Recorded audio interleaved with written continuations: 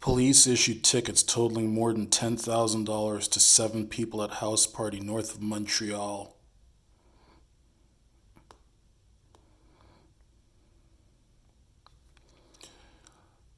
So police in Terrebonne, north of Montreal, said they issued 7 tickets totaling more than $10,000 to people alleged to have contravened COVID-19 public health orders by holding a house party. Police officers from the Terrebonne, Sainte-Anne-des-Plaines, Bois de Filion intermunicipal force said they received a call about a party Saturday night at a private residence in Terrebonne. Officers said they heard loud music and estimated that there were several people inside the home.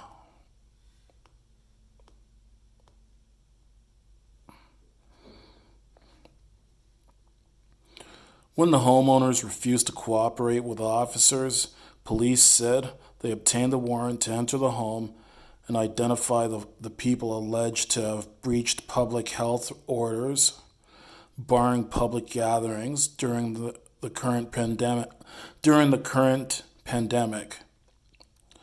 7 people at the home during the party were each given tickets for $1,546 for refusing to obey public health orders. The force said it's still prioritizing informing residents of public health orders, and note that the vast majority of people they come across are indeed respecting them, but that it will not hesitate to enforce the orders and ticket people who are ignoring them. Well, this lockdown has been going on for about a month now, and it's been made very clear that large public gatherings over a certain size are not allowed during this pandemic. Like a lot of jurisdictions, I know here in Ontario, public gatherings of 5 people or more are forbidden right now, unless it's all people that you live with in the same home. And the reason for that is to try to reduce the amount of COVID-19 in the community. To continue to flatten the curve. Like right now, all signs point to Canada flattening the curve right about now. Like it appears that we've peaked, and that COVID-19 has not been as bad as it was forecasted to be, but still, it's been bad enough. And even though we have flattened the curve, or we've appeared to have flattened the curve, there's still a lot of work to be done. We're not out of the woods. So it's not just a matter of throwing open the floodgates and everyone can just go back to being the way they were before. Because in the flash of an eye, in the blink of an eye, this pandemic can get way, way worse if people get careless and stop listening to what medical professionals are saying. You still need to social distance. In other words, stay at least 2 meters or 6 or 7 feet away from other people around you. You need to wash your hands and sanitize your hands frequently. And you're not supposed to be going out, leaving home, unless it's for essential reasons.